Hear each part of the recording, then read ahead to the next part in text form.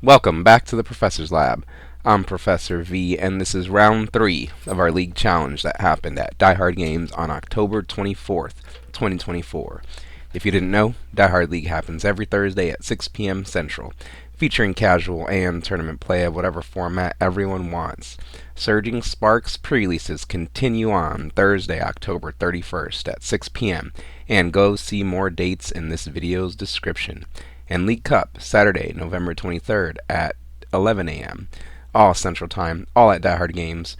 And check out Pokemon's event locator for premiere and other events at the shop, such as League Challenges, League Cups, pre-releases, and more. Please hit that like button right quick, subscribe to this channel, ring the bell for notifications, say what you need to say in the comments, and all that other good free stuff. But anyways, let's research this game. On the left, the Ancients. On the right, a bird. No, just kidding, it's Terapagos EX. Our Ancient player is going first with Fluttermane in the active, Roaring Moon on the bench, Ancient Booster Energy Capsule attached to that Roaring Moon, giving it plus 60 HP, and it cannot be affected by special conditions, and then a pass, not even an energy attachment. So our player on the right, the Terapagos player, will start their first turn attaching a gift energy to the active Pheasantipity EX, and then immediately slamming down double Buddy Buddy Poffin. That item card allows the player to search their deck for up to 2 basic Pokemon with 70 HP or less and put them onto their bench. Times 2 here. Our player is going to find the Bidoof, as well as a Fanrotom, a Pidgey, and probably a Hoot Hoot. They're debating on going for the double Bouffalant right now, but they decide to actually go for that Fanrotom potentially for some more consistency here. Maybe find the double Bouffalant later. The double Bouffalant is very nice because it makes its Curly Wall ability go online, minus 60 to your normal basic type Pokemon. Looks like the double Buddy Buddy Poffin's finally going to be resolved here, finding what we thought. Bidoof, Pidgey, Hoot Hoot, and Fanrotom. Fanrotom's going to find more buddies here, but our player's shuffling up, so they may have other moves in mind before the Fanrotom. Yes, the Professor's research. That supporter card has you discard your hand and then draw 7 fresh new cards. Let's see what they can find. Not a lot of Pokemon. I do see the Bibarel in hand for next turn, but there are ways to find Pokemon, and remember we still have the Fanrotom Fan Call ability here. But next for them will be an Ultra Ball. That item card has you discard 2 cards from your hand in order to search your deck for a Pokemon, basic or evolution. This is good because it's not limited by a Pokemon's HP, so that big Terapagos EX will be found here and put onto the bench, adding the Terra type to the field here, as Fanrotom now uses Fan Call. Once during your first turn, search your deck for up to 3 colorless Pokemon with 100 HP or less and put them into your hand. Double Bouffalant enter the hand, as well as that Jewel-seeking Noctowl.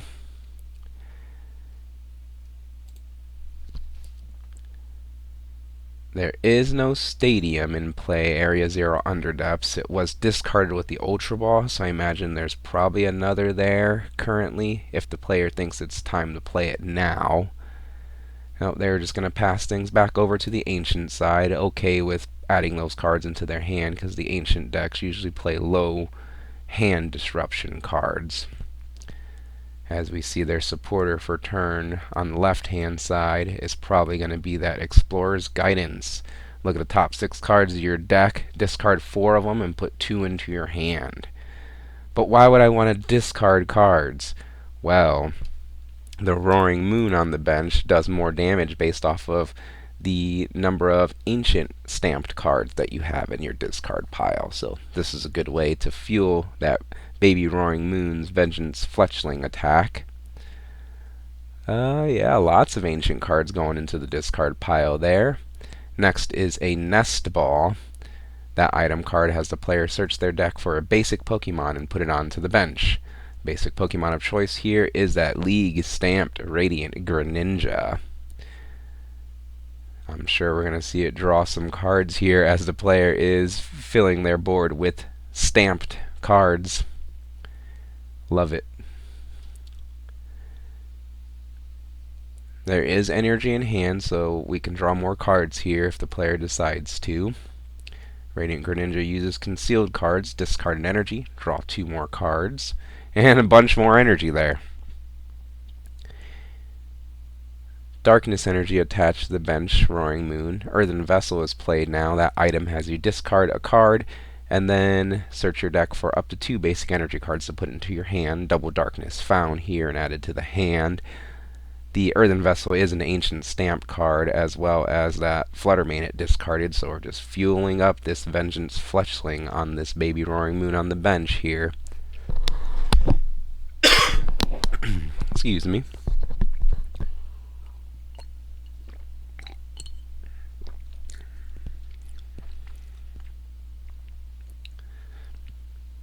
Alright, and no way to attack yet, so things will be passed back over to our Terapagos player. I should say that this Flutter Mane in the active spot is a pretty good starter for our ancient deck here. Flutter Mane has the Midnight Fluttering ability. As long as this Pokemon's in the active spot, your opponent's active Pokemon has no abilities. So our Terapagos player will start their turn here, retreating into that Terapagos EX that now has a Hero's Cape Ace Spec tool card attached to it, plus 100 HP. So a 330 HP turtle right there. Virtually more with Bouffalin's Curly Wall if it comes into play, as that Area 0 is put into play. That Stadium card says if you have a Terra Pokemon in play, either player has a Terra Pokemon in play, their new bench size is 8 instead of the standard 5. So that's online here with that Terapagos being Terra type. Bibarel evolves onto the bench. The active Terapagos EX also got powered up with this double turbo energy. Double Bouffalant coming down. Curly Wall is online since there is at least 2 Bouffalant in play. Remember, that's colorless basic Pokemon take minus 60 when they're attacked. Featherball is played next. Search your deck for a Pokemon with free retreat, and perfect for plucking out that Pidgeot EX. Now all that's needed is a rare candy to get that established. And Jewel Seeker's online. There we go. Noctowl evolves there. Since there's a Terra Pokemon in play, Jewel Seeker is live, allowing the player to search their deck for 2 trainer cards to put into their hand. Rare Candy and Boss's Orders seems like a deadly combo here. Yeah. I'm pretty sure that Roaring Moon can get KO'd. It's sitting at 200 HP now on a 1 prizer because of the tool, but we can get there with this Terapagos turn, as Rare Candy allows the Pidgey to evolve into Pidgeot. Pidgeot then uses its Quick Search ability. Once per turn, search your deck for a card. That card is going to be the Terapagos EX backup that's put onto the bench here. We've got a full bench, meaning that Terapagos EX is swinging for 220 damage with its Unified Beatdown attack. Unified Beatdown does 30 times. This attack does 30 damage for each of your bench Pokemon. So 240 minus the reduction from the double turbo energy, 220 damage it'd be swinging for. Boss's Orders now is going to bring up that precious baby Roaring Moon from the bench into the active spot. Next is Bibarel, Industrious Incisors. Once per turn, draw until you have 5 cards in hand. I think that was a perfect Industrious Incisors there, as Terapagos used Unified Beatdown to KO the opposing only attacker on the opponent's side of the field. Flutter Mane floats into the active spot over on the left, and play resumes there. Backup Roaring Moon coming down to the bench. We're going to need to see something like Professor Sada's Vitality to accelerate some energy to get an attack here, but not before Radiant Greninja discards an energy to draw 2 cards with its Concealed Cards ability. Pheasantipity EX is put into play now. Flip the Script is live, its ability, since there was a KO on the opponent's last turn. If there was, just draw 3 cards. That's what we're seeing now. Still don't see a Professor Sada's Vitality in that hand unless I'm missing it. Good news for our Ancient deck is it's a lot of one-prizers that the player's trying to put in play, so there's still time to come back into this game for our Ancient player. There are playable cards in the hand, but let's see if our player decides they're worth playing or not right now. Lost Vacuum now will send a Squawkabilly EX to the Lost Zone in order to send a Tool or Stadium card in play to the Lost Zone. They're going to target, of course, that Hero's Cape, sending it to the Lost Zone, bringing that Terapagos EX back into range. Lots of recovery in that hand, but first a Nest Ball. Ultra Ball, Nest Ball. Nest Ball will find another Roaring Moon EX from the deck and put it onto the bench. Or excuse me, that's just a baby Roaring Moon. That goes onto the bench here. Professor Sada's Vitality would be prime here. Darkness energy attached to one of the Roaring Moon on the bench, and things are passed back over to our Terapagos player, who instantly plays an Arven. That supporter allows them to search for a tool and an item. A Bravery Charm, plus 50 HP to a Pokemon, and a Nest Ball. More Pokemon search. Bravery Charm gets attached to the active Terapagos, plus 50 HP to it. Pidgeot EX uses Quick Search to search the deck for a card. Maybe another Double Turbo Energy, maybe another Boss's Orders, even, to take out that threat and the energy on the opponent's side of the field, on the bench specifically. Let's see, nope, Double Turbo Energy was the target there. And Terapagos EX, Unified Beatdown, KO the Flutter Mane, take another prize. Roaring Moon flies into the active spot over on the left, and play resumes there. And we should be able to attack here.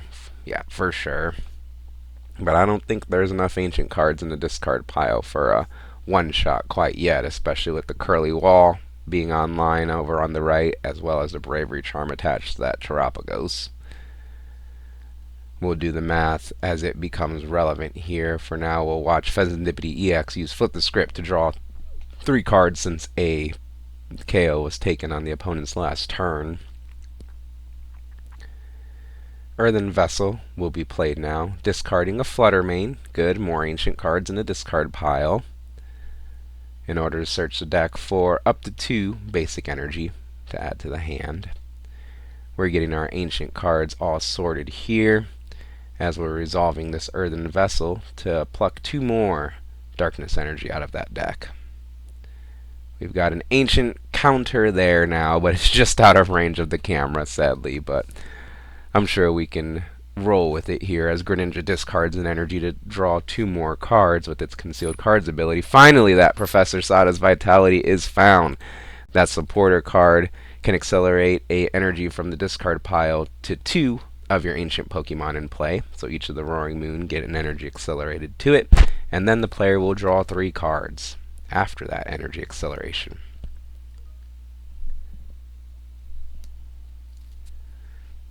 Let's see if they get anything good here.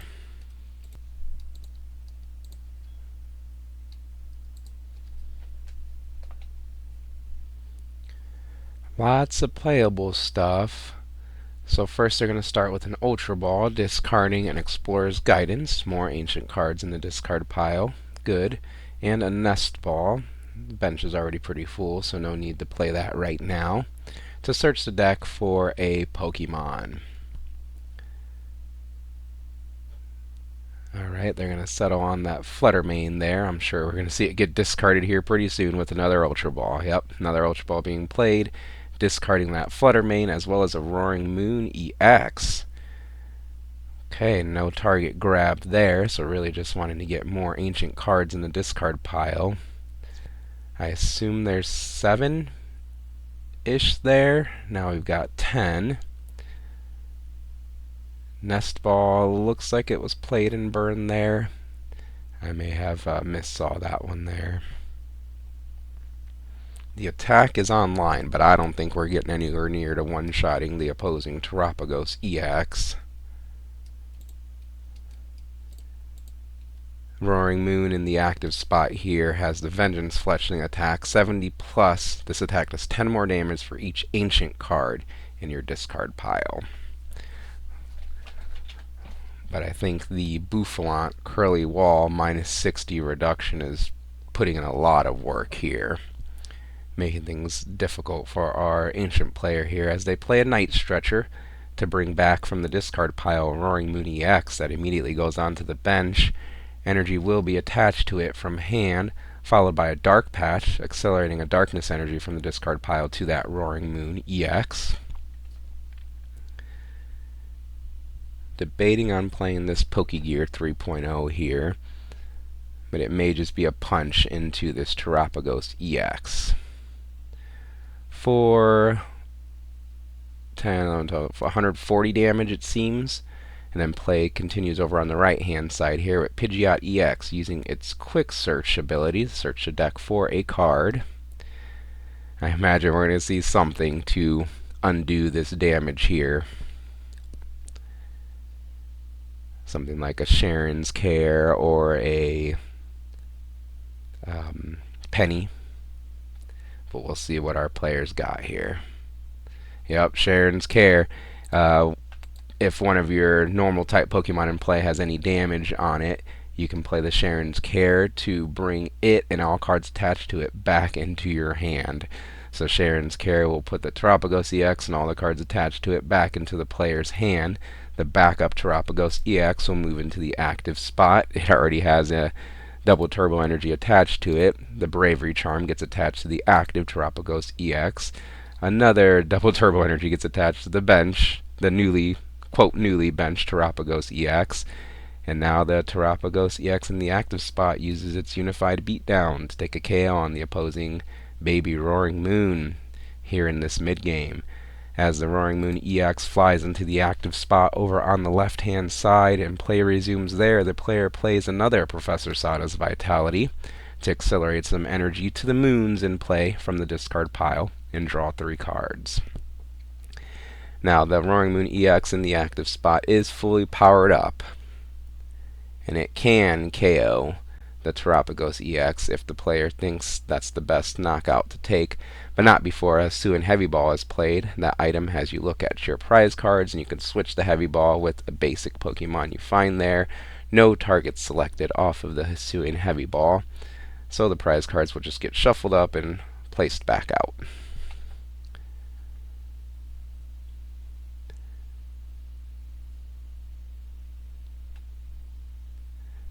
Roaring Moon does have the Frenzied Gouging attack. You knock out the opposing Pokemon, and you do 200 damage to yourself. Night Stretcher is played now, bringing back a Darkness Energy from the discard into the hand. Pheasantipity EX now uses Flip to Script to draw 3 cards, since there was a KO taken last turn.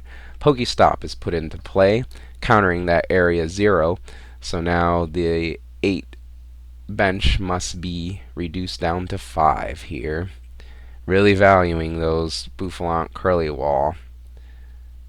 Okay, we've got normal size bench now over on the right, thanks to the Area 0 leaving play. And let's see if it's time to hit a Pokestop, but I don't know, that deck's looking pretty thin as an Ancient Booster Energy Capsule is attached to the bench for Roaring Moon, giving it plus 60 HP. And another Night Stretcher is being played here to bring back from the discard pile to the hand a basic energy or a Pokemon. Roaring Moon EX is going to find its way back into the hand. Looks like our ancient counter is at 8 in the discard pile currently.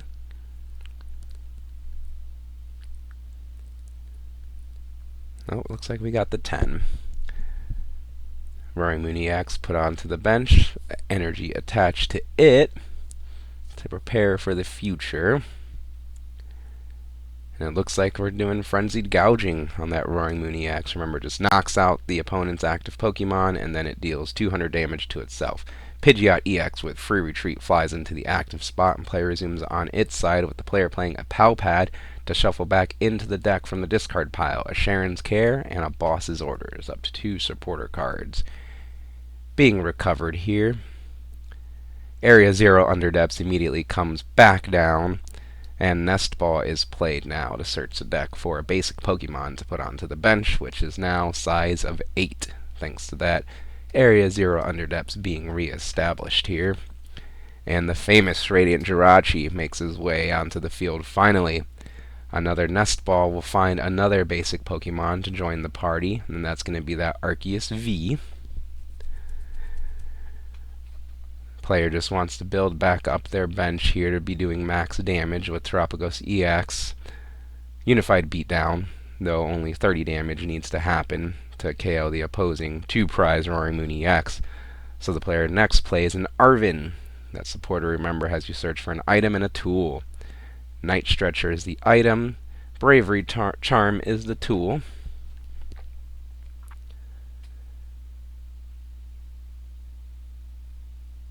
Imagine we see the Night Stretcher get back a Terapagos EX, and it does, and it comes back down onto the bench. Bravery Charm gets attached to the energized Terapagos EX.